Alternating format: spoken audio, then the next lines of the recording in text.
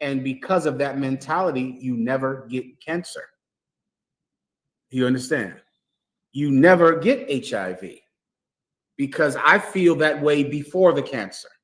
If I was sitting in a dialysis place for 8 hours every day, I can't come to class one day a goddamn week. Nigga, when you get dialysis, you're going to sit in there 8 hours every single day. And no one will have to force you to go.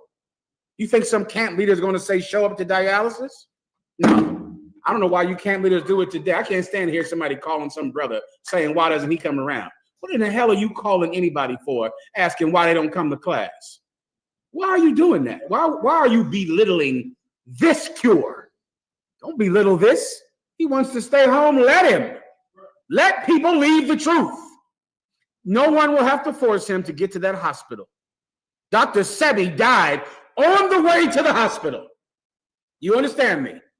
He was an alkaline fortress. That's what the fake Israelites called it. They said, Dr. Sebi is dead at 90? Can't be.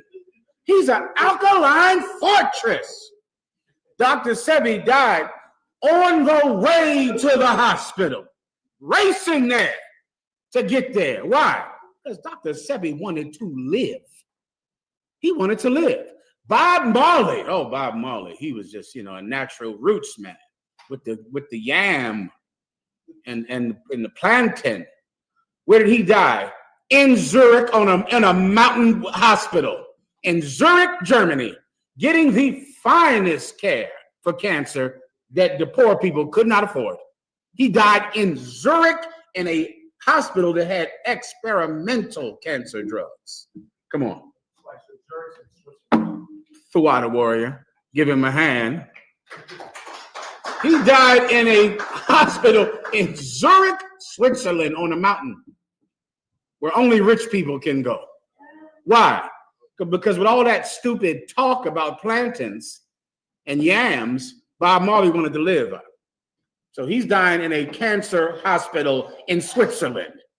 Do you understand? What if you acted like that without the cancer? Without the dialysis? How much would you come to class? How much would you travel 2 hours every day to get to class? How much would you drive then to save your life if you believed your life was in danger? We keep these laws. We eat from the tree of life because we want life and we don't want to die. Everybody understands. Go ahead.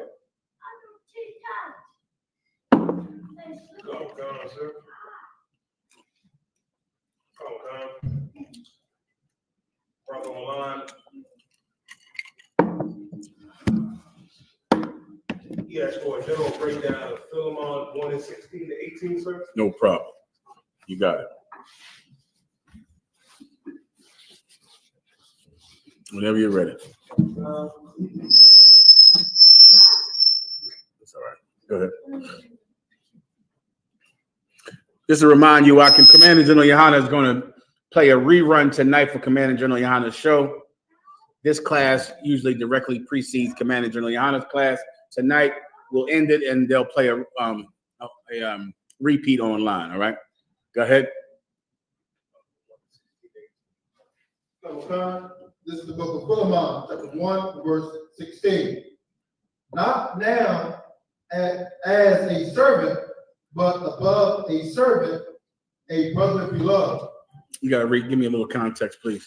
Verse 14.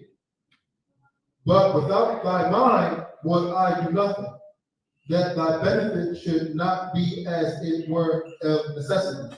I might need some more context. Where are we at? Chapter 1, verse 14. Line 1, stand by.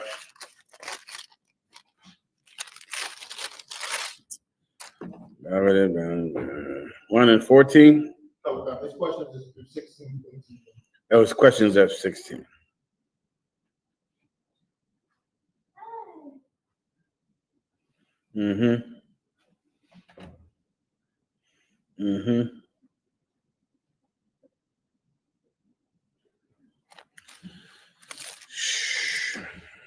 Okay, I mean, you might need 10. Let me see if I need, I might not need 10. Let me see if I need it for the question.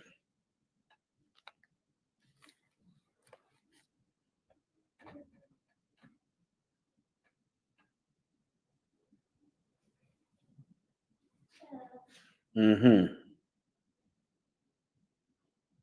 Okay. This is speaking, read verse 10. This is the book of Philemon, chapter 1, verse 10. I beseech thee for my son Onesimus. Go ahead. Whom I have begotten in my bonds. Whom I have begotten in my bonds, meaning while I was in prison, I brought this man into the truth of Christ.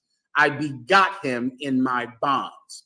Remember that term begotten, because that term is used in the New Testament and people think it's literal, and it is not.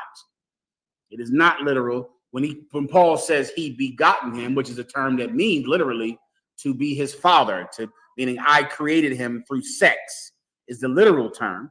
But in the truth, it's used not to mean that I procreated him sexually, but that I'm the one that brought him into the truth. I begot him. I'm his father in the truth. You get my point? So this brother is coming to the people where the people of Philemon are. They're sending, what's his name? Onesimus. Paul is sending Onesimus to him, meaning this brother was in jail with Paul. Paul was in jail. He met this brother in jail. This brother got out of jail first. And then Paul sent this man to the brothers in the book of Philemon. Everybody understands? All right, go ahead. So now I'm going to skip down. Read 13. Verse 13. Whom I would have retained with me, that in thy stead he might have ministered unto me in the bonds of the gospel. Meaning, if I could have had it my way, I'd have kept him with me. I would have kept him with me, because then he could have ministered unto me in the bonds of the gospel. If I had it my way, Onesimus wouldn't be with y'all. I would have kept him with me to help me in prison, because this man was a great help to me in prison. Read, you might need 11 too. Read 11. Verse 11. Which in time past was to thee unprofitable, but now profitable to thee and to me. This brother Onesimus wasn't always a good person. Once again, Paul found him in jail. So in times past, he was not profitable to you. But now he's changed. Now he's a new man. So he's making this argument for this brother because he's coming from jail. Paul is sending him to them. The brother is out of jail. The brother has to leave jail. If Paul had his way, he would keep him. But the brother's time is up in prison. So now he's sending him to the people where Philemon is written. All right. So that's this whole argument is about him telling them, accept him. That's the point. Accept this brother. And he's giving more and more argument into accepting him. Now read 15. Verse 15. For perhaps he therefore departed for a season, that thou shouldest receive him forever. You might need 14. Read 14. Verse 14. But without thy mind would I do nothing. Meaning I wouldn't do this without keeping you in mind. That's what it means when he says, without thy mind, I would do nothing. Meaning I wouldn't do this without thinking about you first, without considering you first. Without your mind, I would do nothing. I wouldn't do this without your input. I wouldn't do this without you having a say in it, because this is a difficult thing, accepting this brother with a bad reputation, and Paul is asking them to accept him. And he knows that there could be some resistance in accepting him, because this cat is notorious. Do you understand? He's a terrible person, and they know he's a terrible person. But Paul is saying to give him a chance. He's different now. Continue. That thy benefit should not be as it were of necessity, but willingly. Meaning, I don't want you to accept him because you had to. I want you to want to accept him. So I'm asking for your opinion, your input. Paul was an excellent leader, like Commanding General Yohana is an excellent leader. He listens to the men below him. Some of you officers of 5,000 and 10,000 should do that. You should do things and keep the brothers who are under you, keep them in mind. Ask them their opinion. What do they think about it? Well, they have so much that you need. And Paul understands this. Why? Because he doesn't want them to accept him out of necessity, meaning because they have to accept him, because Paul said you have to do it. They want him to be accepted willingly. They want the brothers and sisters down here to go, you know what? I agree. He should come down here. We should give him another chance. That's the work of Christ. They don't want them saying, yeah, we got to accept it. It's an order. They don't want that. It's less effective to have people do things that they don't want to do. Do you understand? Many times in the truth, you have to do it far less than you think you have to. Far less times do you need to order men to do things than you think you have to. Many times you have to order them simply because you don't have the skill or the will to get them to see your point of view, to get them to understand it, or you just don't give a damn about them understanding it, and you're a terrible camp leader, and I'll be finding you and finding someone better eventually. Continue. Now go to, where you at, 16. Verse 16, sir? Mhm. Verse 16. Not now as a servant, but above a servant. Not now, don't accept him like a servant, but above a servant. Above that, keep going. A brother beloved. That's what you're going to accept. Don't accept him like he's coming down there to you as a servant. Why? Because you look down on him. Do you understand? And he knows that there's a possibility that they'll accept him. Yeah, Onesimus, yeah, Paul said you was coming. Sweep that floor down there. You're a wicked nigga. You just got out of prison. Get down there and shovel that snow and do this and do that. Don't accept him like you would a servant, above a servant. Accept him like a brother. Accept him like a peer. Like, this is a good camp leader, Rob. This is a man that knows how to be in charge, the Apostle Paul. Like, you should learn. You should learn how to do it like he did it, because you're terrible at it. You're horrific at leading, brothers. You don't know what in the hell you're doing at all. Continue. Especially to me. Especially to me. He's damn sure a brother to me. He was with me in prison. I wish he didn't get out. I wish he had more time, because he could be in here with me. But since I can't be with him, I'm sending him to you. Accept him like a brother. He's especially been a brother to me. Continue. But how much more unto thee, both in the flesh and in the Lord? Come on, man. How much more of a brother will he be to you in the flesh? When he gets there, he'll be in the flesh. There's another precept that Christians believe that when it says in the flesh, it means that God came in the flesh. It's not what that's talking about. In the flesh means in person. In person, meaning I'm standing in the room with you. I'm not, this is not a virtual class. I'm here in the flesh. Well, he's saying he's going to be more to a brother to you, because he'll be there in the flesh with you and in the spirit of Christ with you. You get the point. Keep going. Verse 17. If thou count me therefore a partner, receive him as myself. Listen, if you think I'm one of you, if you count me as your partner, then receive him like he's me. Receive him like that. This whole thing is about trying to make an argument that they should accept this notorious criminal who just got out of jail.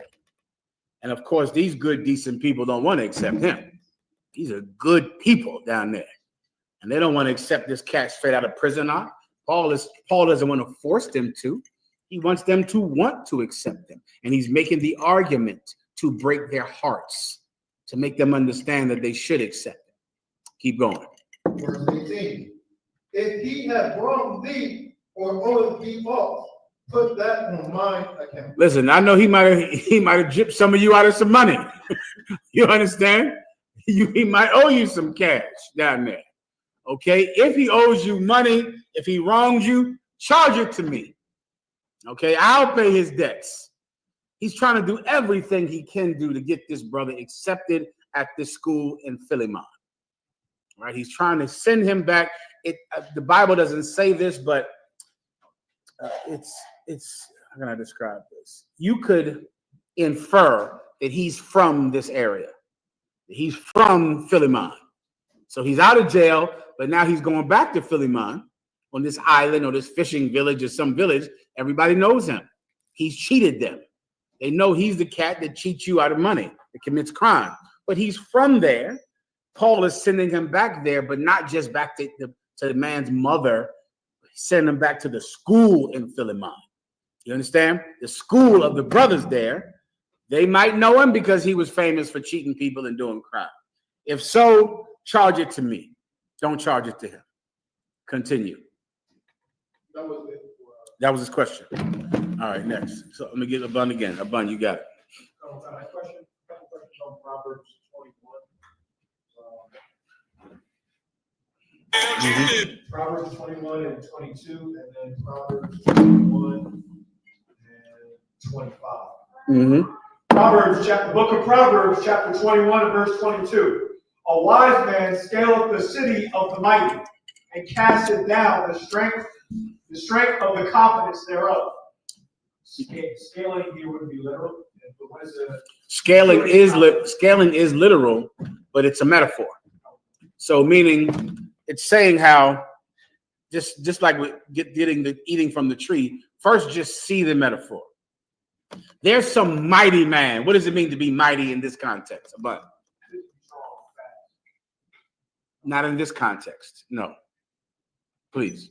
Intelligence, sir? No, not in this context.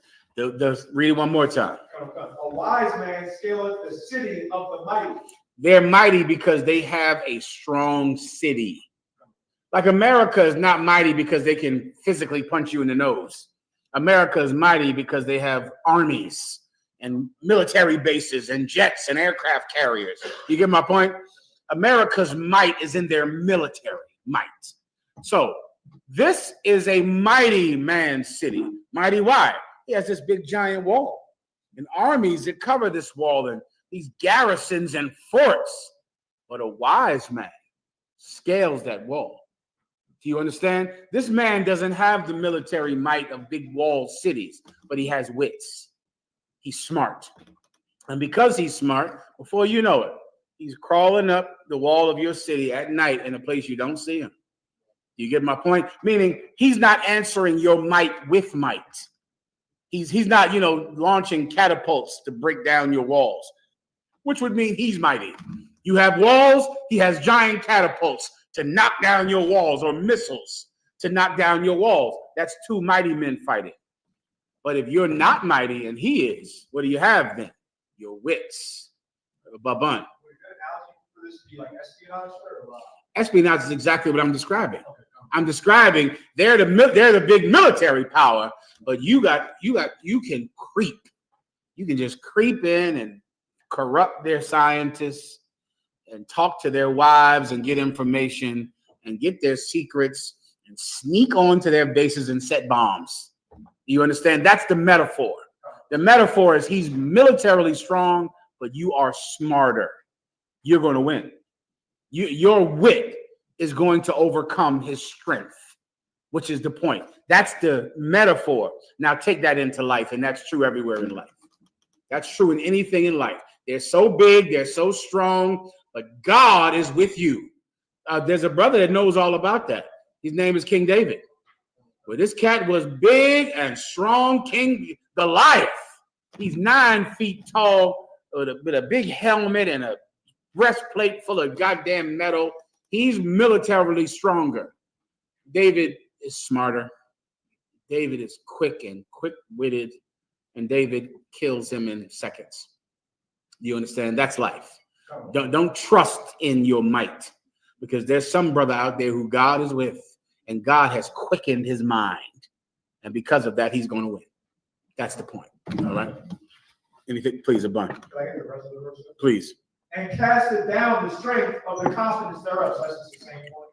That's what I just said. He crawled up your wall. I'll give you another story, the Trojan horse. Where the city of Troy is some big walled giant city in the myth by Ulysses. It's some big walled city throughout it. No one can get over it. No one can, defeat it. I forget who sent it. Odysseus. They gave him a gift. They worship horses. They gave him a gift. They loved the gift. They accepted the gift. They thought the gift was a tribute to their might and their power.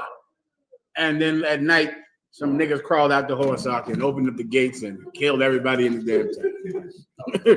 You get my point? That's the example. But think about that and then just take that over to everything in life. That strength and might and power is less meaningful than a quick-witted man blessed of God. All right? Go ahead. Well, last Mhm. on verse 25. Mhm. Proverbs chapter 21 and verse 25. The desire of the slothful killeth him, for his hands refuse to labor. Proverbs says, killeth him. Forget about this. What's the desire? What is sloth? First of all, a bun. Being lazy. That's direct translation. Translation, to be lazy. And laziness is a curse. It's a terrible curse. And drugs make it an epidemic because that marijuana makes you lazy. You just become so lazy because you smoke and you don't want to give things effort. So since you don't want to give things effort, you become a musician or a rapper or a singer or a jazz player in the 1930s because you don't want to give anything effort. So you want to chill. You want to just do something where you don't have to give it anything hard work. The slothful, read that again. The desire of the slothful. What's the desire of the slothful? What's the desire of the slothful? A bun. To be lazy. That's what he wants. Right? He picks a career that allows him to smoke weed all day. That's the career. What career is best for me? Go to the bar, get high. Rapper. That's it. He's a terrible rapper, but the lifestyle is perfect. Do you understand? What is going to work if you're a rapper? Going to a studio and getting high. That's great. Sign me up. When am I at work? In a club, high in a club. Sign me up. In essence, you picked a job that just allows you to smoke weed and get drunk because you're a lazy, disgusting bastard. That's it. And you avoid anything that is hard work. Your desire is to be lazy. Well, that desire is going to get you killed. I mean, damn. Right now, because you want to be in a bar and a nightclub all day, you're getting shot in there. You're going to die there because this is where lazy people go.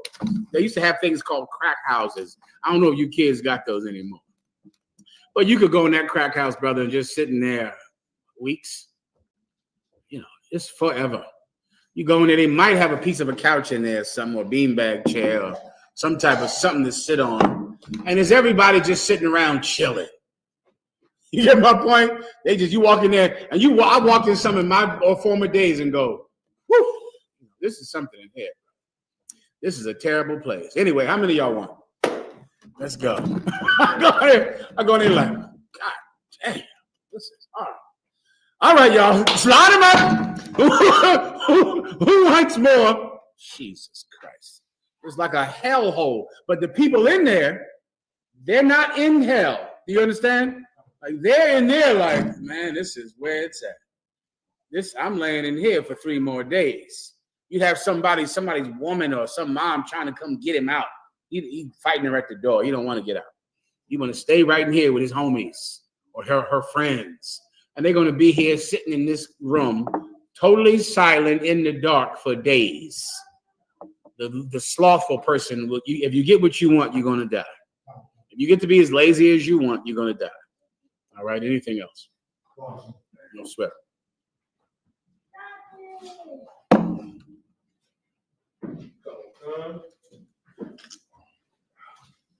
This is from Mark 1. He says, "Slap me, my Lord, if I may ask." In 1 Maccabees 2:34 to 40, did the Israelites who did not come forth for battle have a righteous spirit, or was it just plain ignorance? The water, my Lord, for your will. No problem. It'll be my pleasure to help you out. This sounds like he's speaking about the ones who would not fight on the Sabbath. Yeah, they were absolutely ignorant of the will of God. They were not righteous at all. At all. They were just like you fake Israelites out there that won't turn on the stove on the Sabbath day. You are like them. The Israelites today who are in fake Israelite groups who won't cook on the Sabbath, won't turn the heat on the Sabbath, won't make a sandwich or do anything on the Sabbath. You are like the people in this verse. We'll read it quickly, all right, so you can understand who you are. There was a time when the Greeks, we were in a war, and the righteous of Israel, who were being led by the Maccabees, they were fighting a war against the Greeks. The Greeks were more in number, and the Greeks had the allegiance of the wealthy of Israel. The wealthy of Israel were on the side of the Greeks. So there was a small band of people who decided to rebel against the Greeks and against the government of Israel, who were on the side of the Greeks, right? So they would break off into what they would call factions. You understand? So there was a faction with the Maccabees, and there were other factions, and they were separate. They were separate. So let's think of them today like fake Israelite groups. We're a faction in the truth in the one West UPK. But you have other factions of Israelite groups who believe that the white man, the oppressor is the devil. They believe Jesus Christ only died for Israel in some cases, but they're separate from us. So I want you to think about it in that context. That's what was going on. You had the Maccabees rebelling against the Greeks, and you had these other people also rebelling against the Greeks, but they were not together. You understand? Now read. This is the book of First Maccabees, chapter 2, verse 34. But they said, we will not come forth. Above it. Verse 30. Just give me the context of it. What's happening? Verse 32. Mm-hmm. This is the book of First Maccabees, chapter 2, verse 32. They pursued after them a great number, and having overtaken them, they came against them and made war against them on the Sabbath day. And so this is a great number of the Greeks and Israelite allies came up against this faction, this camp of Israelites who were also rebelling against the Greeks. And so they came up against them, and imagine they're barricaded in a house somewhere, and an army is outside of the house. And this was on the Sabbath day. Continue. Verse 33. And they said unto them, let that which ye have done hitherto suffice. Come forth and do according to the commandment of the king, and ye shall live. So they're saying, listen, the king, Antiochus, the king of Greece, let what you've done, let that be enough. Give up. So they're asking for their surrender. They're saying, what you've done already, let that be enough. Don't do anything else. It's the Sabbath day. Just surrender and we'll accept you.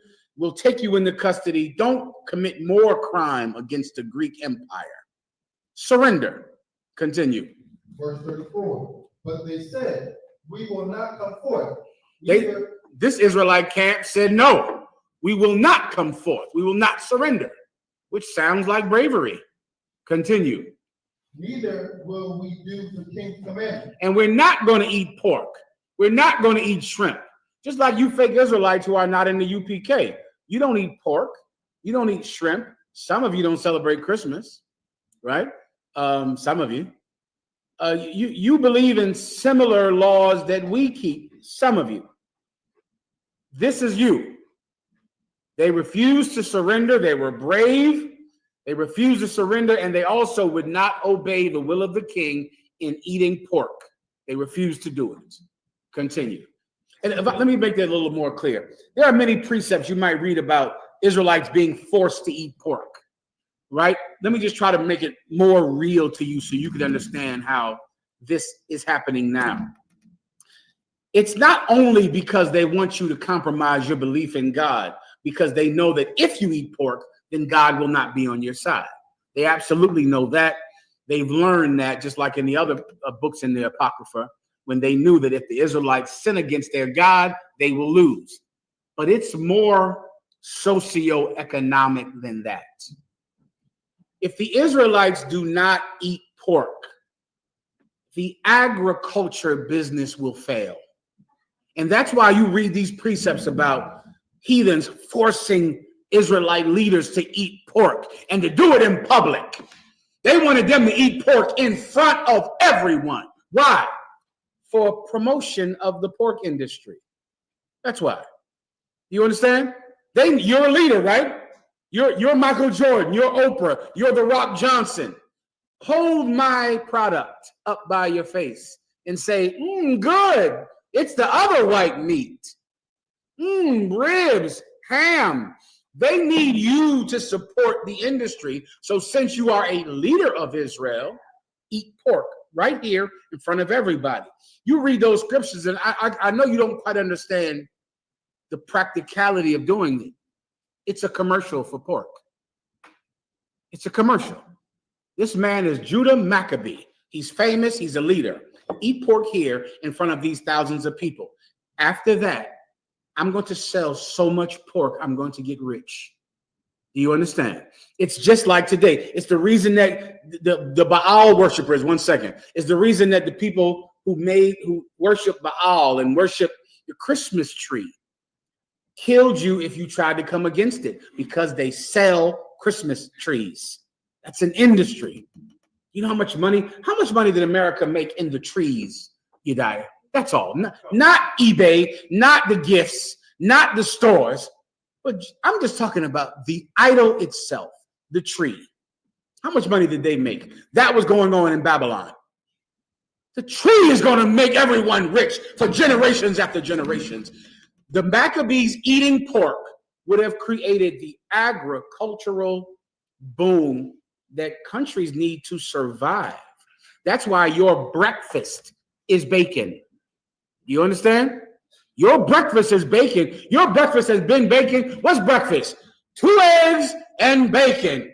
That's your breakfast. It's your breakfast so that they can have the agricultural industry. Please. That's just the trees. $3 billion for something you throw away the next day. The next day you throw that thing away. And they make $3 billion every year. And it is good for 1 day of the year. 1 day of the year. If you tried to speak against the Christmas tree like Jeremiah, you had to run up. You had to hide in a cave. This is the reason. This is the reason that Jeremiah had to go hide in a cave, because he's speaking against the industry of idols. Paul talked about the artificers of idols, the people that made the idol. Well, in the Maccabees, brother, there was a pork industry that you really can't understand. You might like this. Every pig that we eat comes from them. The Romans brought over the pigs to America. That's how pigs got here. The Romans got them from the Greeks. And these pigs have started from the Greeks, these people who grow pigs and make them fat and big and have an industry of them. And the Romans took this pig, brother, and ruled the world with that industry. And now you put bacon in a milkshake. Am I making that up? Is that tough talk? Show it to me, Yediah. Show me bacon in a milkshake.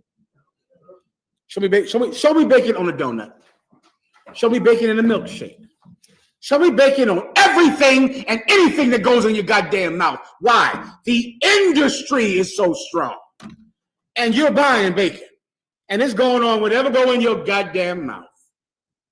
Bacon martinis. Bacon in Bloody Marys. You go, I drink Bloody Marys when I'm on vacations in tropical places. And when I'm there, I have to make sure to say, don't put a stick of bacon in my Bloody Mary that I drink at 10 a.m. Don't do that. I have to ask him about it. And no clamato either. Don't put that in there. Milkshake or the milkshake.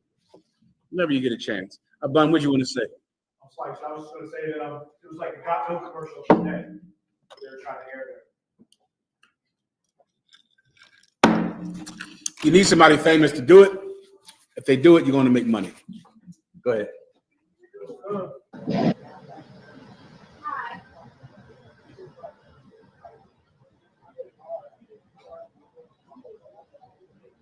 Picture will suffice to you. If you want to do this, it's up to you.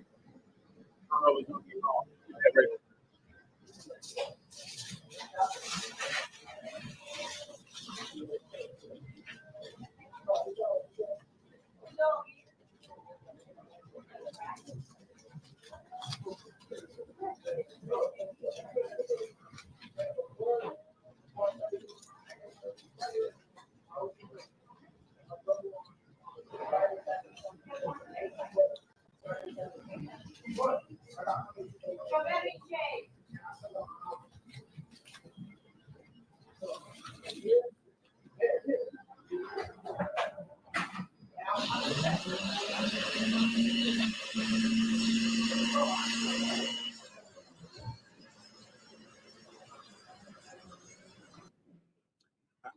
I think you understand. It's an industry. And when you read the Bible and you hear about eat pork, you better eat pork or we're going to kill you and your 7 sons. There's a practical monetary reason for it. It's always about money. It's about an industry. So now that's what happened here in Greece. I mean, in Israel, done by the Greeks. We refused to eat pork. They went around and was killing anyone who refused to eat pork.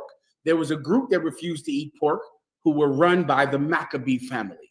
But there were other groups, just like there's the UPK under Commanding General Yohana, and there's a 10 or 15 other fake Israelite groups who also disagree with obeying the king's commandment. What was the king's commandment? To eat pork. That's the commandment that we're speaking about right here.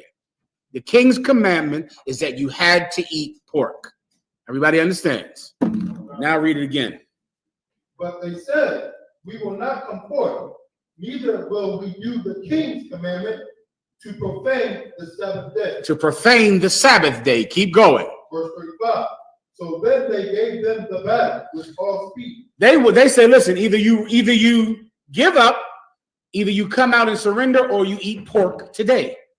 And they said, we're not going to surrender, and we're not going to eat pork on the Sabbath day. We're not going to profane the Sabbath day with committing an unlawful act on the Sabbath. Continue. Verse 36. Howbeit, they answered them not, neither cast they a stone at them. Howbeit, when the Greeks heard this, the Greeks didn't respond. And the Greeks didn't cast a stone at them. Keep going. Nor stop the places where they lay hid. Nor did they stop the places, meaning they let them just stay in these places. They left them in there. Continue. Verse 37. But said, let us die all in our innocence. What did they say?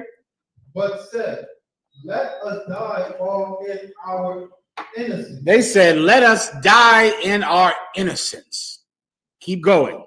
Heaven and earth will testify for us that ye put us to death wrongfully. They said, because it's the Sabbath day, we will not fight on the Sabbath. So we will die today in our innocence, and heaven and the earth will declare that we kept the Sabbath. We did not lift a sword or throw a rock to defend ourselves on the Sabbath. And heaven and earth will testify that we're innocent. They're like the IUIC, your random fake Israelites out there that don't cut a stove on the Sabbath day, that don't turn the lights on the Sabbath day. You believe you're being righteous. I hear you. You don't understand the Sabbath. But the Maccabees did understand the Sabbath. Keep going. Verse 38. So they rose up against them in battle. So what did the Greeks do? The Greeks rose up against them in battle. Keep going. On the Sabbath. Keep going. And they slew them. And they killed every last one of them. Go research something called Masada. Masada is the most holy thing to a so-called Jewish person. Masada is about this group of Jewish people that were conquered by the Romans. And the Romans came in and they refused to fight on the Sabbath. And the Romans just killed everybody in there. And the Jewish people tout that as exactly what you should do. Masada is held up in reverence in Jewish culture to be the most righteous people on the planet who refuse to fight on the Sabbath day. Those people do not understand the Sabbath. Continue.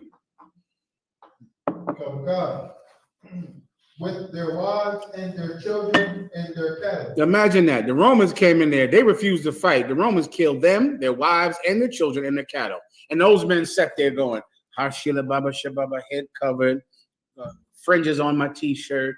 I will not cut the stove on. I will not cut on the stove. I will not open up the refrigerator. I will not cut on the lights. I know you feel righteous.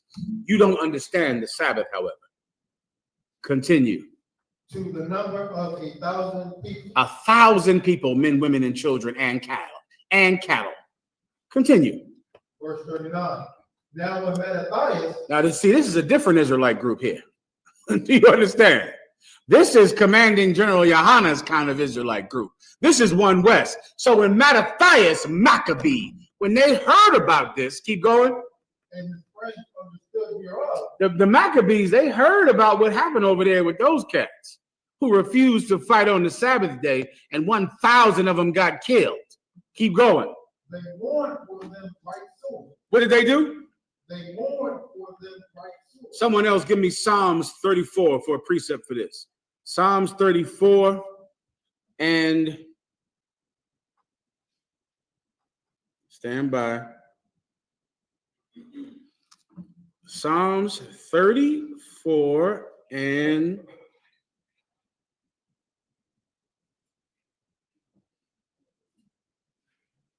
ooh, it's such a good precept for this right here. Stand by 1 second.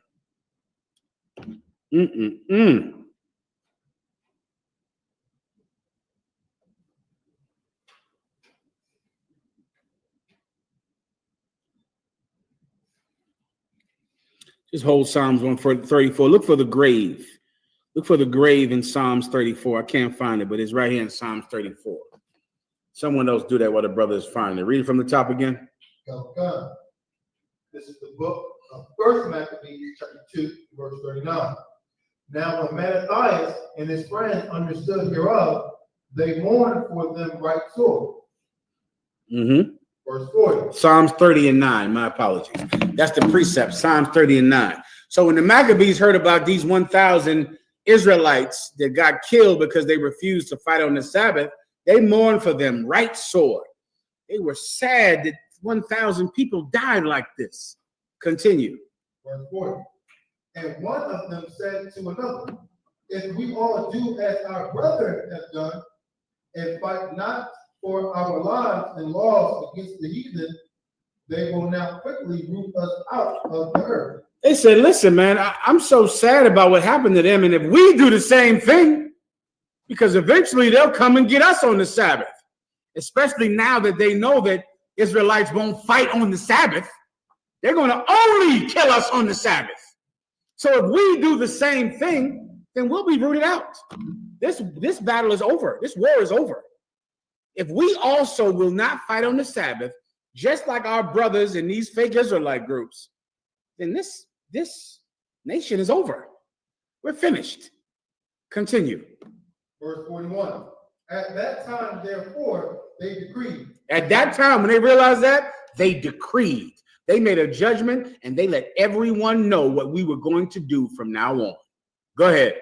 Saying, whosoever shall come to make battle with us. If you decide to join this Israelite camp, you decide to join the Maccabees, if you decide to join us, whosoever that will come and join to the battle with us, go ahead. On the what? On the seventh day. On the what? On the seventh. On the Sabbath day. Go ahead. We will fight against them. We will fight. You come fight us on the Sabbath. We're battling. We're fighting. So they made sure everyone knew about it. You decide to fight us, we're getting into it on the Sabbath. Don't ever think that you can come attack us on the Sabbath and we'll lay down our swords and go Shabbat Shalom. Happy Shalom, happy Shabbat. Happy Shabbat Shalom, brother. Shalom. Now, we're not a Shalom camp over here. You fight us on the Sabbath, then you must want to die on the Sabbath. That's your choice. That's what you like. It's a free country. But we are fighting on the Sabbath day. And they made sure the Greeks knew.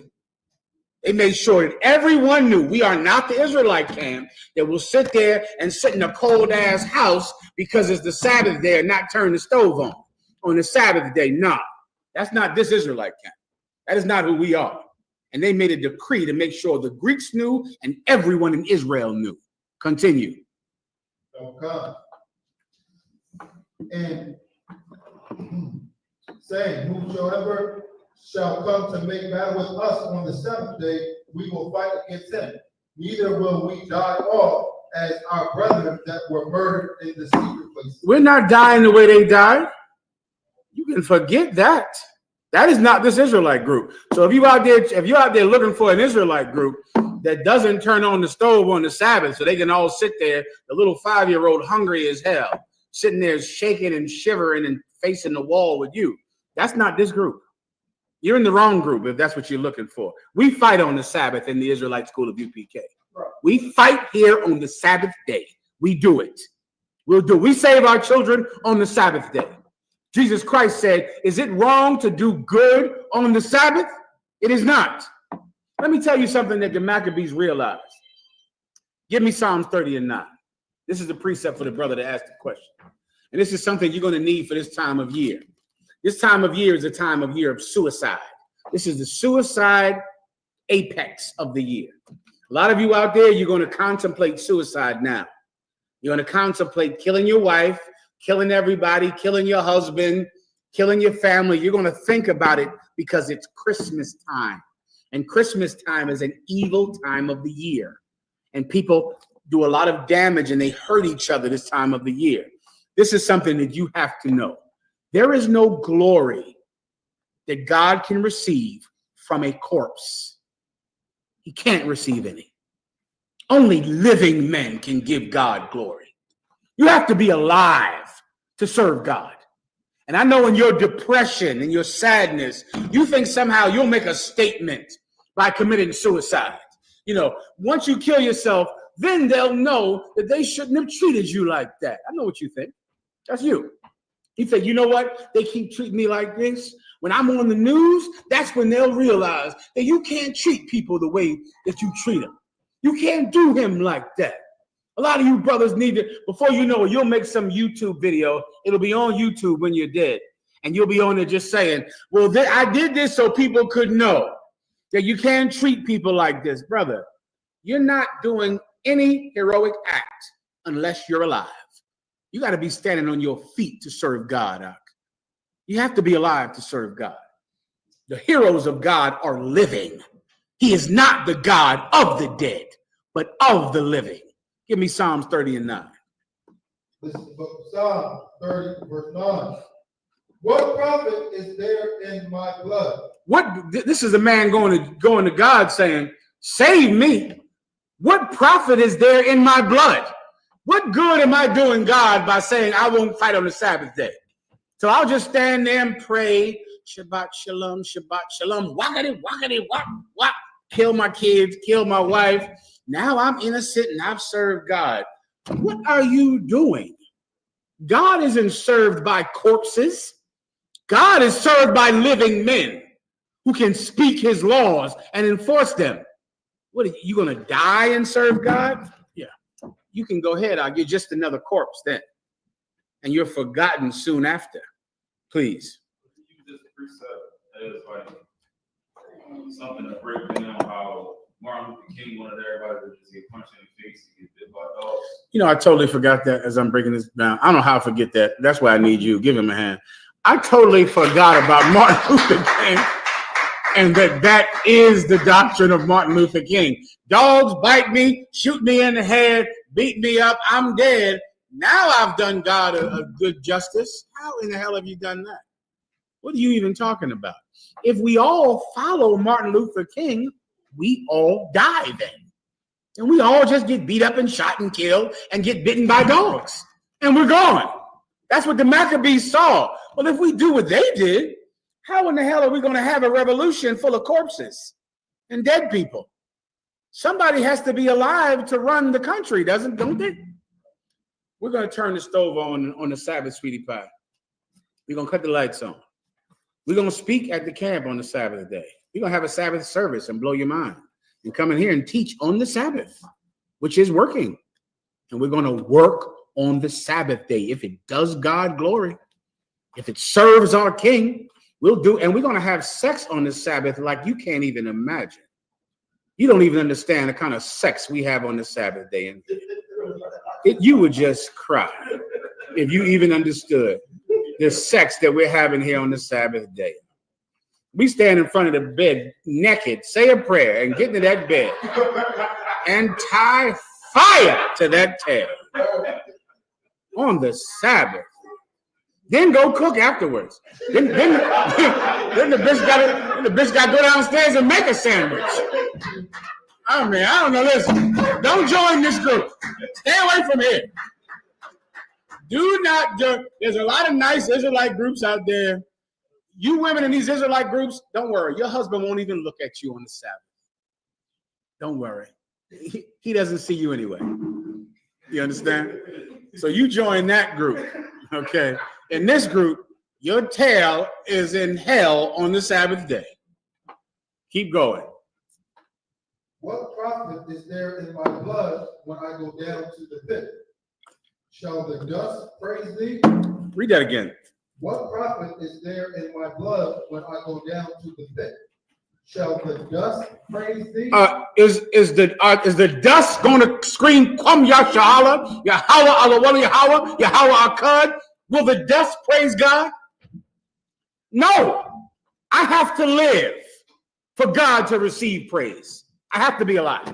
There is no gain that God gets in your death. That is in some silly misunderstanding of Jesus Christ in your mind. Furthermore, Jesus Christ is alive. There is no profit that God can get from a dead man. None. None at all. Now, in your head, you're like, well, I'll just die for God. And then God loses a faithful servant. God needs faithful servants to receive praise. Read it again. What profit is there in my blood when I go down to the pit? Shall the dust praise thee? Shall it declare thy truth? Is the dust going to declare the truth? Who's going to teach the truth when you're dead because you got so depressed over your baby's mama and child support and your oppression, and they keep getting on your nerves at your job? But you believe in God, though. That's something. That's a heavy thing. That the people that kill themselves and commit some, act of terrorism, that kill everyone at their job and then kill themselves, or kill their baby's mother and kill themselves. Ask them if they believe in God. They're going to absolutely say yes. It will be on the YouTube tape they make. They'll say they believe in God. Well, if you believe in God, who's going to believe in him now? You're dead. No. In the Israelite school of UPK and the Commanding General Yohana, we do what? Eat from the tree of immortality. We're not dying. We're not in this to die. We're in this for you to die. I pray you understand. We're in this to be the survivors.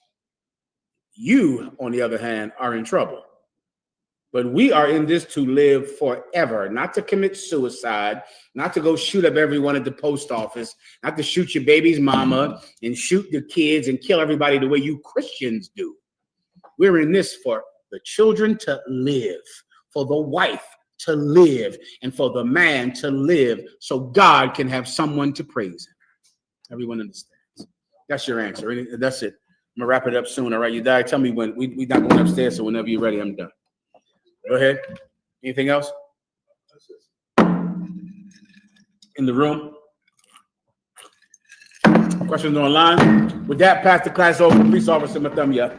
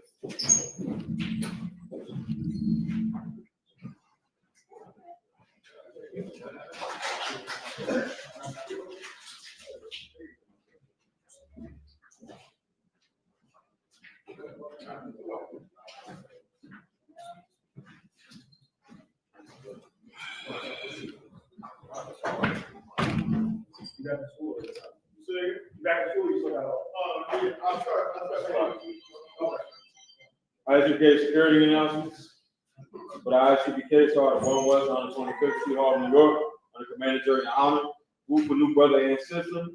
When a new brother or sister comes into the school, they are off limits for 6 months. They are to be saluted only. They are here to shed themselves to the world. If they need transportation, the teacher will arrange it. After 6 months, if a brother or a sister has an interest in a particular person, he or she must get permission from the head to speak to a brother or a sister. There is another 6 months in which the brother and sister will court each other. After this 6 month period, brother and sister will get permission from the head to marry. Ties, which is a commandment. You can find this in Numbers, the 18th chapter, and 21st verse. And Malachi chapter 3, verses 8 through 10. It means the tenth in the Hebrew, Ma'ai Shabbat. 10% of every penny of any increase the Lord gives you, give to the Treasury Department. Priest fund, free will offering for priests, not mandatory, whatsoever amount you would like. Upcoming holy convocations. The next one will be the feast of Purim, the 14th day and the 15th day of the 12th month. Lands on Thursday, the 13th of March, and Friday, the 14th of March. And you can find this in Esther, the 9th chapter, verses 20 through 31. All right. Remind Achaman or Aquathian to check the bulletin board in the hallway. And if a brother wants to be a trooper in the school, to start wearing all black boots, shirt, pants, headband, and scarf with that minute Israelite module, which means to stand. We'll give a courtesy salute. Minute Israel, I'm Shabbat. Ahmad, Barak. Yahweh Shem Yahweh Shabbat Dom. That's my top. That's